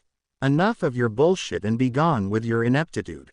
He roared at the trembling Hyugas, his Byakugan blaring with promise of a painful fate for anyone who dared to object further. Only his younger identical twin brother opted to step up to the boy's body in an effort to help him out. Brother, his blood flow is slowing down too quickly and his chakra network is fading. What can we do now? Hisashi spoke softly as he kneeled down and checked the boy over with his Byakugan. Hiashi could only respond with a frustrated growl as he desperately tried to keep the boy alive even a second longer by increasing pressure on the wound. Hinata barely noticed her frantic father and uncle next to her as she continued to stare down at the blonde boy's still impaling form. She was completely numb inside as her tears stopped. She couldn't understand why this had to happen to someone as kind and brave as him. If she hadn't been so weak, this boy then wouldn't have had to sacrifice himself to save her worthless self. She stared down at her trembling hands. It felt like she had the boy's blood on them, even though they were perfectly clean. Before she could spiral lower into total despair, she heard an unnatural yelp of surprise each from her father and uncle. Before she could glance up to see what happened, she was yanked backward by her nightgown's collar, her father's blood-soaked hand clenching tightly onto it. Landing some distance away from the boy's body, all three were shocked to see bright red chakra burst from the body and surround it as if it was protecting the boy.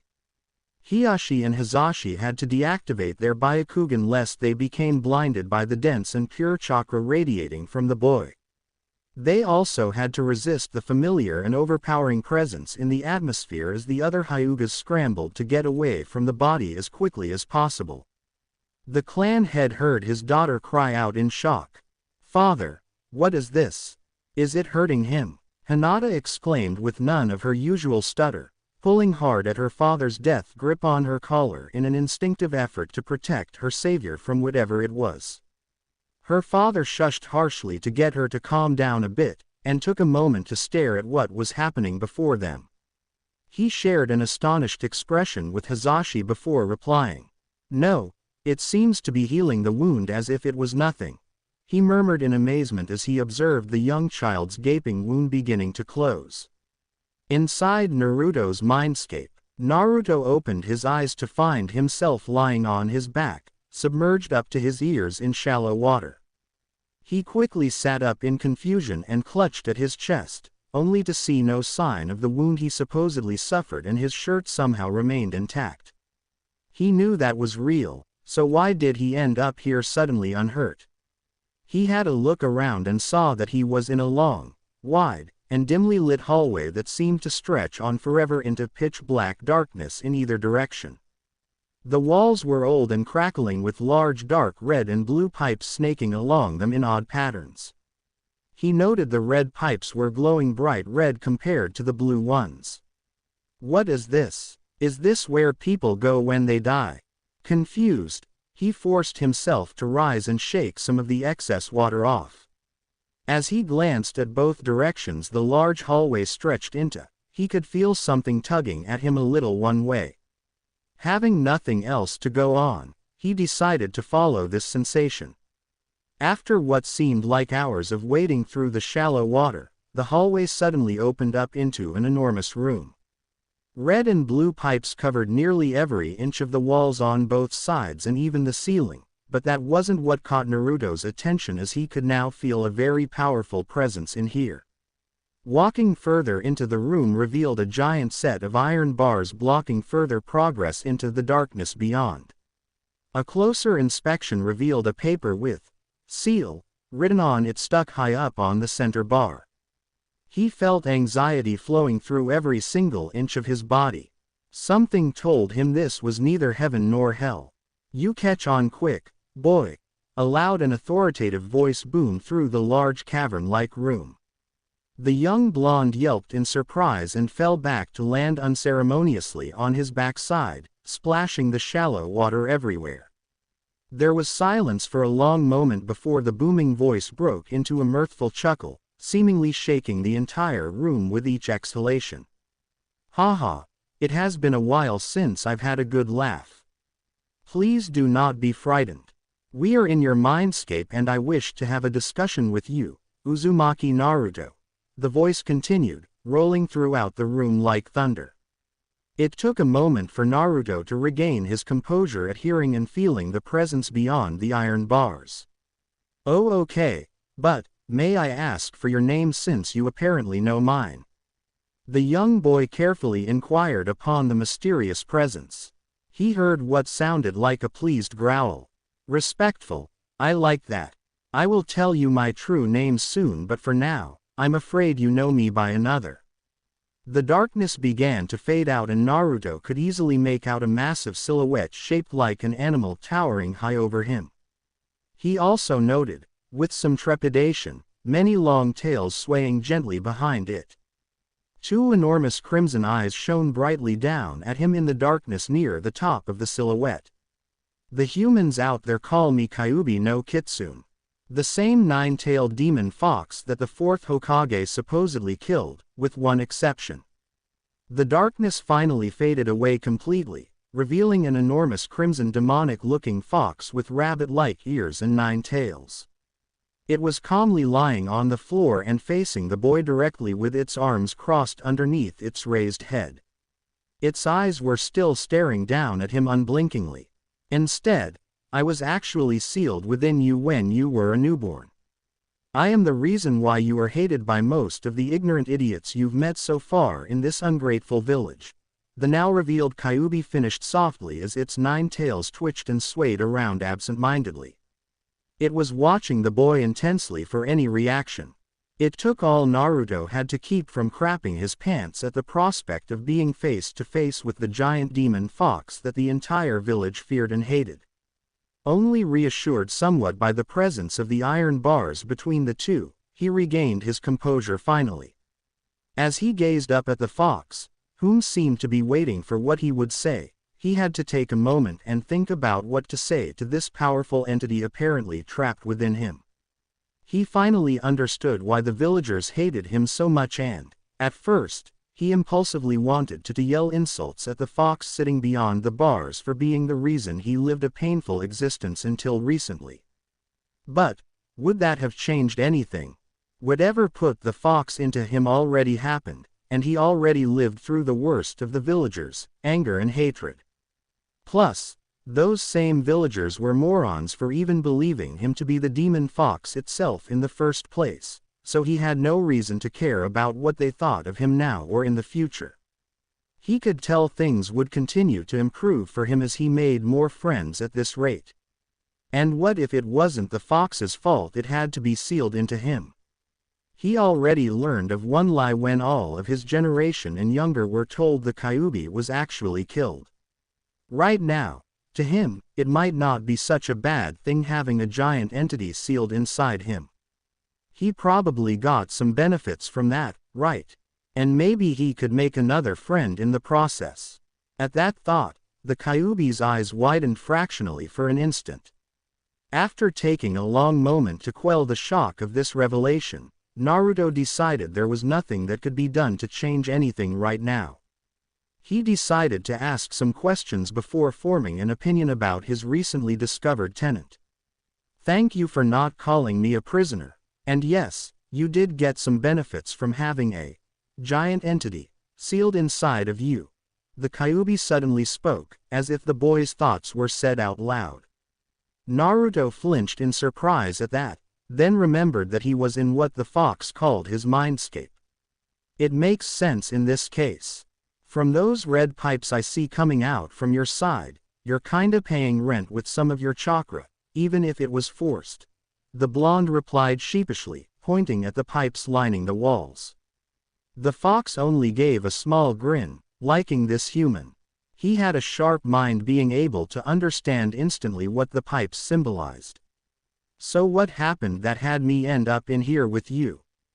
The last thing I remember before coming here was a creepy man in black killing me for saving a girl. I certainly had no idea you've been in me all this time till now. Naruto asked, looking up at the giant fox with a head. When you were dying, I pumped some of my chakra throughout your system and it increased your healing rate exponentially. While I'm working on that, I decided to pull you into this room so we can finally meet face to face and have a discussion. It spoke with an annoyed tone on the last word, as if it was going to confront the boy about something. Naruto gulped, having a feeling he knew what the Kyuubi was pissed about. As if to signify the changing mood, the fox's massive tails began to move around a little forcefully, splashing the shallow water everywhere. Now, I would like to tell you about my end in regards to how this seal works between us. As long as I am inside you, my chakra is absorbed little by little into your body and I cannot break out of the seal at any time without killing you. The fox explained while pointing at the paper seal on the bar with one of its tails. While I'd admit I'm not too put out by that notion, I realized it's best for me to work with you and keep you alive until the end of your life this time. The reason for this is the seal connecting us both is designed so that if you died for any reason aside from old age, I die as well, and it probably would be long and painful, too. Naruto winced. The fox became more agitated as it narrowed its sinister crimson eyes at the cringing blonde, bared all of its teeth, got up on all four legs with thunderous footsteps, and its tails thrashed loudly behind it. They were raising a deafening racket in this large room. So imagine my rage when I watched you try to kill yourself 4 times in quick succession some time ago, and I desperately worked my off to keep the both of us alive. Every god damn time. The all-powerful Kyuubi roared as it punctuated the last 5 words with an intense slam of one of its powerful tails onto the floor, shaking the entire room each time and causing large waves everywhere with the shallow water. The fox's angry roar knocked the boy off his feet and blew him back several meters to tumble through the choppy water. After the outburst, the fox exhaled loudly and seemed to calm down as it returned to lying down.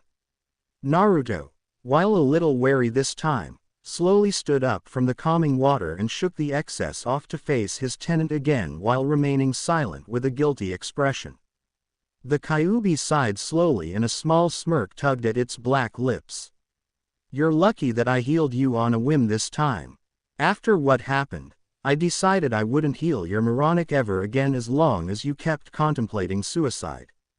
That'd mean I'm trapped inside a weak container and I'd rather just die with you and deal with the hassle of coming back to life a few decades later. I almost considered not saving you this time, since going up against an experienced shinobi the way you are now would be considered a form of suicide by many people, myself included. The Kyuubi grinned at Naruto's annoyed scowl at being called suicidal for doing what he thought was right. Still, you did do it to rescue that human child and you actually did not want to die, so I decided to interfere and make a deal with you.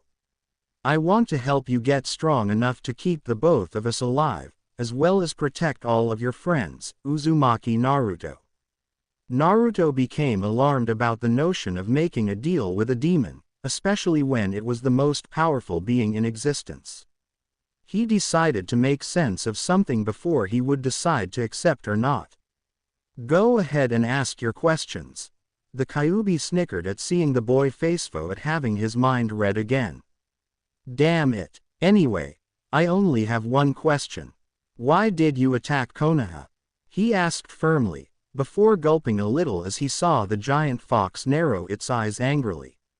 Its tail shifted some as it took a deep and calming breath. Apparently it was a sore subject. A masked man with the Sharingan ripped me out of my previous container and put me under his control with that accursed Kekkei Genkai. I was then taken to your village and forced to rampage through it until your fourth Hokage came and sealed me into you, and that's how we got here. I should warn you that man apparently needed my power for something far beyond simply rampaging through some human village, at least before he was stopped and released his control over me just before I was resealed. He would likely return in the future to try and rip me out of you, and I don't need to tell you that, with this seal, would result in certain death for us, boy. The Kyuubi spoke with an angry undertone. Naruto narrowed his eyes at the prospect of being hunted in the future for what he contained. He decided to move on and worry about that later. That's all I need to know for now. I'm going to be fine with being your partner on this then. The Kyuubi was surprised at this boy's carefree attitude about making a deal with a demon, even though it wasn't really one, at least in the strictest sense of the term, in the first place. Aren't you going to ask what the terms were on this deal, at least? Fine, I'll listen to the terms. As long as none of them has you stepping out of me and going nuts on this village, they should be reasonable enough. Naruto replied as if he was wondering why they were wasting time on this. The Kyuubi rolled its eyes. I'll tell you anyway so you won't bitch at me in the future about anything that comes up. Now, your benefits in this partnership are that you receive all of my help in making you much more stronger like a container of the Kyuubi no Kitsune should be. That includes, but is not limited to, physical training, learning to control your chakra efficiently, receiving my fire affinity and several of my own personal fire jutsu, my knowledge of tactics and strategies, genjutsu, taijutsu, kenjutsu, and the ability to control your own tailed beast transformation after you've trained long enough. I will also help you with most of the genjutsu cast upon you by dispelling them with my own chakra. If you begin now and work hard, you should be strong enough to get on even ground with the strongest people I've seen by the time you reach the age of 18. The Kyuubi had to hold back a smirk at seeing the boy's expression of wonder and amazement. I have 4 terms of my own in this partnership.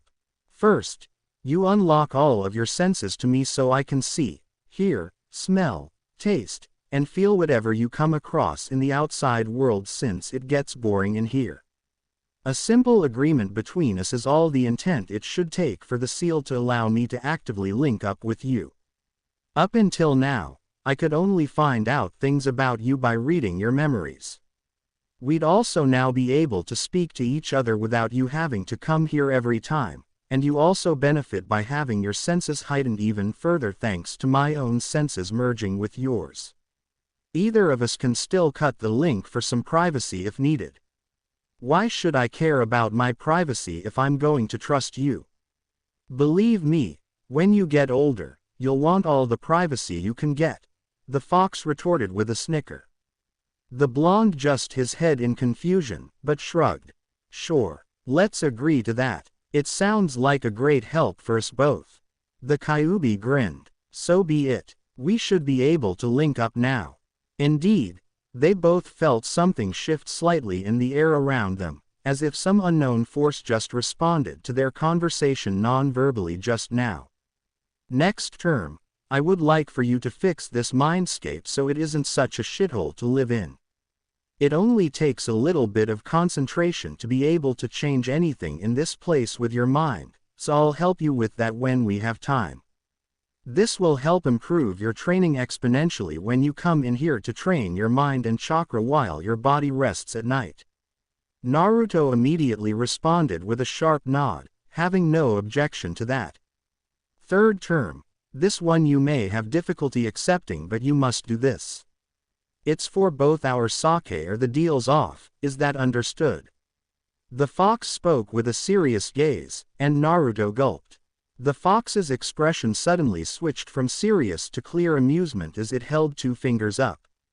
"You must limit your ramen intake to only 2 times a week," it said in a sing-song voice that did not match the rows of sharp teeth as it smiled, baring them all. Naruto facepalted, clearly tricked by the serious atmosphere just a moment ago. The fox was enjoying the look of utter horror creeping up on its container's face at the prospect of actually having to eat his beloved ramen like a normal person should. "What the hell was with that sudden change, fox? And why the hell do I have to cut down on the food of the gods?" The fox once again bared its sharp teeth in a wide grin that looked purely demonic, and the boy involuntarily gulped. "I may be viewed as a demon, but I am also based on a fox. It's my nature to enjoy jokes and tricks. You will provide plenty of entertainment by the way." The Kyuubi had to chuckle at Naruto's indignant, "Oi." Before continuing, "You should be glad I'm actually allowing you to eat any. This so-called food of the gods you love and trust so much is the primary reason you're a shrimp for your age." The fox spoke bluntly, holding its right hand up to show its pointer and thumb with very little space between them, as if to denote smallness. Naruto got a tick mark on his temple at the sight. "I can help you craft a strong body from here in combination with your extreme physical training, but I can only do so much without proper nutrition.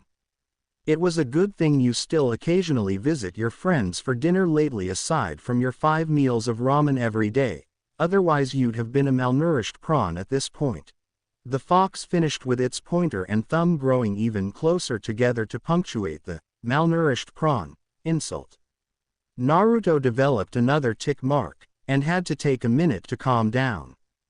"Grr, damn it, I'll do it. I'll give up on that stuff if that's what it'll take for me to get strong enough to protect my friends." The blonde declared more for himself than for the fox in front of him, as if to steel his nerves in face of that horrible, horrible reality. "Very good. Before we move on, I forgot to mention that I'm female, and you may call me by my given name, which is Kurama. I just wanted to clear that up since I'm getting tired of you referring to me as it." The fox now named Kurama dropped this bombshell as casually as if she was talking about the weather. "What?" was Naruto's intelligent reply as he stared up at her in shock. The great fox seemed to take offense to this. Is there a problem with the most powerful entity in the world being of female nature? Kurama slowly ground out as the temperature in the room seemed to drop a few degrees. Naruto straightened up, sweat pouring buckets down his face. No, ma'am. It's just that you have such a wonderfully deep voice, so that's why I was confused." The fox rolled her eyes with a sigh at the failed flattery. "It's just the way I am. Do you expect a smaller version of me to pop out from some hidden curtain and say, 'Pay no attention to the tiny fox behind the curtain'?" With a squeaky voice, she muttered in a sarcastic tone, then sighed again at the boy's totally lost expression. She waved her hand dismissively. "Never mind, it was just an old expression I picked up many thousands of years ago. Moving on. Naruto, this is the last term of our partnership. When I think you're powerful enough and ready, I want you to go hunt down and kill the man who took control of me and made me attack your village. I doubt you have any issue with that considering he's responsible for everything that's happened to you since then. If you succeed in that, I promise I will be content living out the remainder of your lifespan within you, and I will swear not to have anything to do with Konoha and its allies when I get out. I just don't want to be sealed into another person." Kurama finished dictating her terms and awaited the boy's reply. Before that, there's something I need to say to you. Naruto finally spoke with a serious expression after thinking a long moment. The fox was wondering what he meant when her eyes widened at what she saw. The boy was now on his knees and hands, dunking his forehead into the water to touch the floor in a classic submission posture. Kurama, I am truly sorry for that time when I tried to take my own life. While I did not know you were sealed inside me at that time, it did not excuse the fact that I could have killed you as well. It was never my desire to drag anyone else into that. Also, I want to thank you too. You saved me. Because of that, I've been able to fix myself up enough to move on and work for a better life now. Naruto spoke in his most sincere tone possible. Kurama was so stunned by this display that she didn't say anything for a minute. She finally found her voice and growled with an annoyed expression. Get up from that pose and don't ever do it again. You are my container and partner, and you will not bow down that low in submission to anyone, not even to me. Is that understood? She growled out. However, her face settled into a more gentle expression as the boy picked himself off the ground. But, you're welcome, an apology accepted. The blonde boy gave her a million-watt smile as he walked up close to the bars and stuck out his right hand out between them. Deal accepted. I expect you to work me hard, Kurama-sensei. And I expect you to do me proud as my container, Uzumaki Naruto. Kurama replied as she stuck one of her giant claws out to let the boy grip it on the very tip, and they shook a little. After releasing and letting the comfortable silence settle in the air for a moment, the boy decided to say something that was on his mind. Did you do something with my memories back then? Apparently I was supposed to have these fake memories put into me so I would forget about what happened, but I knew right away and I still remembered everything anyway. The giant fox put a finger to her muzzle as she thought for a moment. I'm not quite sure about that.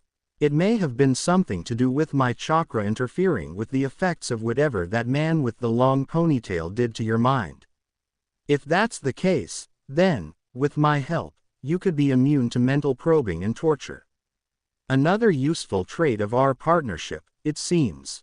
That got her a foxy grin from the boy. She then perked her head up and seemed to glance at something that Naruto clearly wasn't seeing. Now, I sense something is going on outside, so you should be waking up soon. I'm done healing your wound and only a few minutes have passed out there. Be careful, as you'll be weakened for a while. We will speak more about this arrangement later when you're rested up, Naruto. See you later. See you then. The blonde container replied as his waving form began to fade out. Looking at the spot where he disappeared, Kurama had to let a toothy smile grow on her face. So that was your son, Kushina. He'll surprise me many times, I'm sure. Outside with the twins and Hinata a few minutes earlier, Hiashi, Hizashi, and Hinata found themselves the only ones standing close to Naruto's body that was currently glowing, tinting the surrounding night air in crimson color. The others already ran away in terror, screaming about a demon fox coming loose, their oh-so-important Hyuga pride and composure completely forgotten. The three Hyugas stayed rooted in place, staring transfixed at the beautiful but apparently deadly red chakra slowly whirling around the boy's body in a protective manner. Father, uncle, what is that? Hiashi noticed his daughter asked that with no fear in her voice, only open curiosity. He also noted his brother stiffening uncomfortably. I am afraid I cannot tell you that, my daughter. It is a secret only this child can tell you himself. I recommend waiting on inquiring about this until you feel you have gained this boy's trust, that is if you wish to pursue a friendship with him. Hiashi replied softly as he still kept a firm hold on her shoulder, making sure she didn't get close to the body just yet. Now then, we must prepare to greet Hokage-sama. The clan head spoke as he and Hizashi turned around and Hinata reluctantly followed suit, a little confused. Her unasked question was answered immediately when the sight of the Hokage and 6 of his Anbu escorts jumping down onto the walkway from the air greeted them. The third's face was grim as he surveyed the scene, from the broken body of the black-clad shinobi, to the 3 Hyugas, and finally to the crimson-glowing body of the Kyuubi Jinchuriki. "What happened here?" he asked calmly, but his tone did not hide his tension at seeing the Kyuubi's chakra floating around the boy's body. A few minutes of explanations brought everyone up to speed. They were also dismayed to discover the kidnapper, when one of the Anbu investigated his body, turned out to be the diplomat sent from Kumo. The Hokage rubbed his temples at the upcoming headache, as he'd have to deal with an international incident when word of this eventually reached Kumogakure. In the meantime, 3 of the Anbu were now standing guard in a triangle formation around Naruto as the crimson chakra continued to twirl around him. After a few minutes of anxious waiting, everyone noticed the red glow was beginning to fade away, and the chakra eventually shrank until it finally retreated fully into the boy's body. The Hokage and everyone else held their breaths for what seemed like eternity until they saw the boy stirring awake. The old man stepped closer until he was just out of the boy's range, with his escorts tensing into readiness. "Naruto-kun, is that you? Are you okay?" Groaning, Naruto opened his eyes to see the very concerned face of his surrogate grandfather. "Hokage Jiji, what are you doing here?" he murmured tiredly. The third let out an explosive breath of relief as he discreetly signaled his Anbu to stand down. Only Naruto would call him that, and this was definitely the same boy he came to know and care for. He'd have to put off his discussion about the red chakra, at least until he was able to get alone with the boys soon. He noted the young Hyuga girl bravely stepping up. "Anyo, what's your name?" Hinata asked with barely any stuttering, surprising the twin brothers a little. I'm Uzumaki Naruto. It's nice to meet you," the boy replied with a tired and sheepish smile as he sat up. "Well, Naruto-kun, my name is Hyuga Hinata, and I want to thank you for rescuing me once again. I'm glad you do not seem to be hurt anymore now," Hinata quietly stated before she quickly reached in for a hug. It was all Naruto could do to not jump in surprise at being suddenly hugged by someone other than Ino and her mother. After getting used to it, he thought it felt very nice and warm. Hinata, on the other hand, was blushing scarlet at such an impulsive action. Both hid their slight disappointment upon letting go of each other. "I would like to see you again soon when you recover, if that is permissible with my father," Hinata shyly stated as she glanced at her father. Hiyashi nodded slightly in approval before turning to his twin brother. "Hizashi, please return to the compound and inform them that all is well. Take my daughter with you as well, and guard her and Hanabi until I return," Hiyashi requested of his younger brother. He got an affirmative nod in return and turned back to Hinata. "My daughter, you should get back to check on your sister and Tomo-san. I am sure they are worried about you. Afterward, get cleaned up and await my return before you retire to bed. I will remain here for a moment longer," Hiyashi commanded of the little Hyuga, who quickly bowed her head to everyone and made her way back into the compound with her uncle. Hiyashi then kneeled down next to the tired boy. "Uzumaki-san, my name is Hyuga Hiyashi and I am the head of my clan. I wish to express my heartfelt gratitude to you for saving Hinata. You are welcome to come by the compound any time my daughter wishes to meet with you. I also have to admit it was very clever of you on how you alerted us to the kidnapping," Hiyashi remarked with a slight twinkle in his eyes. Naruto had the decency to look sheepish. "It was all I could think of. I've seen how protective parents are of their children, especially a father and his daughter. I had to get help as fast as possible, sir." Hiyashi nodded with a small but amused smirk before continuing.